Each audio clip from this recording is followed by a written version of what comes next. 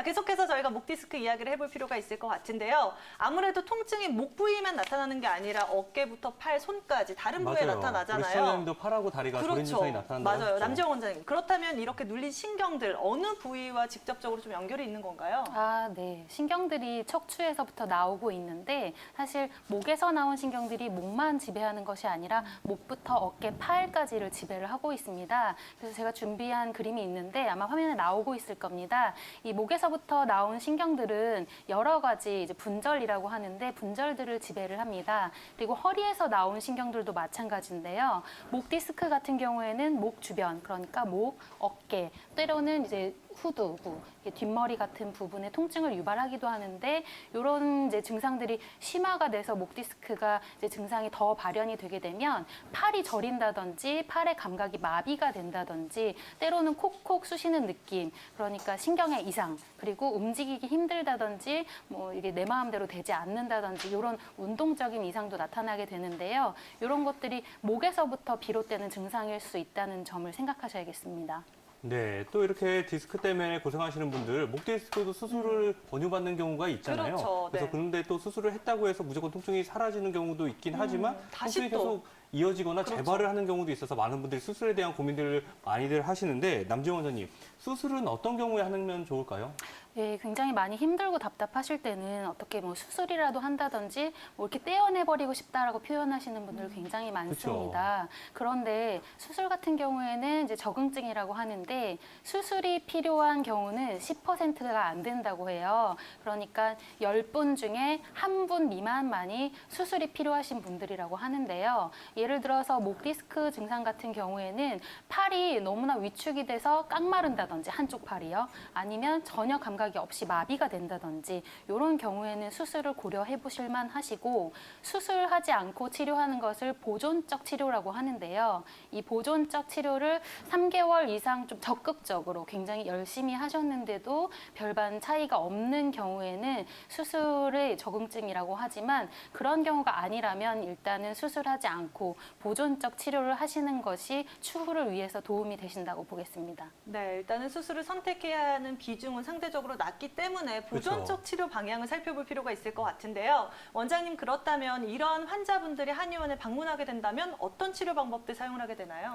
네, 한의원에 방문하시면 해드릴 수 있는 치료가 굉장히 많습니다. 여러분들 가장 잘 알고 계시는 것이 침 치료인데요. 이 침이라는 것은 굉장히 정확하고 미세하고 정밀한 자극을 줄 수 있기 때문에 근육과 경락의 흐름을 원활하게 해줍니다. 그리고 최근에 이제 많이 사용하고 있는 요법이 약침 요법인데요. 요거는 한약재를 순수한 한약재를 정제해서 주사제와 비슷한 형태로 만들어 놓은 겁니다. 저희는 약침 주입기라고 표현을 하는데요. 요 약침을 맞게 되면 보다 좀 신속한 반응, 한약을 바로 주사 맞는다라고 생각하시면 되시니까요.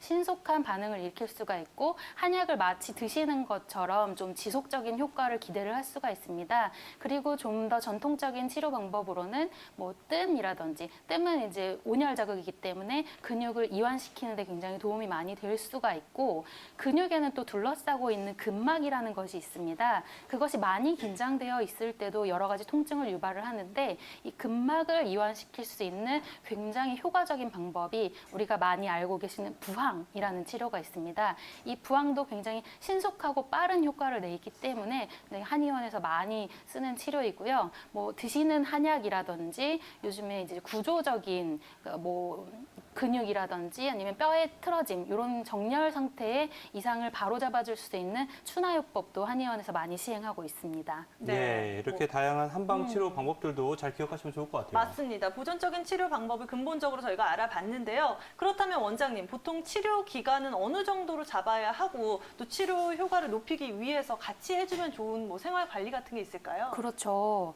일단은 얼만큼 치료를 받아야 하는지 또 얼마만큼의 간격으로 치료를 받아야 할지도 굉장히 중요하고 지금 많이 궁금해하시는 부분인데 아시다시피 환자분의 건강 상태 그리고 병이 어디까지 진행이 되었느냐, 급성이냐, 만성이냐에 따라서 굉장히 다양한 그런 치료 방법과 치료 간격이 있을 수 있기 때문에 전문가와 상의를 하시는 것이 좋으실 것 같고요.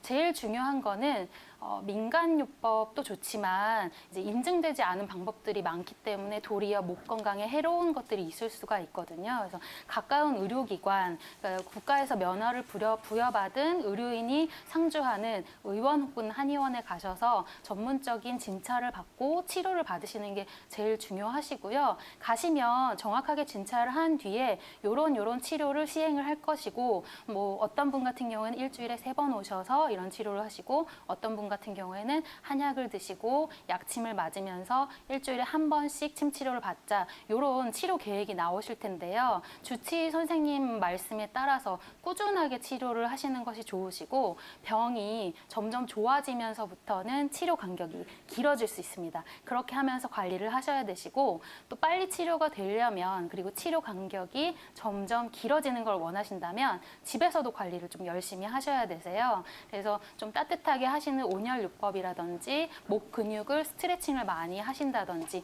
튼튼하게 할 수 있는 강화 운동을 하신다든지 이렇게 하시면 좀 더 빠른 해결이 되겠습니다.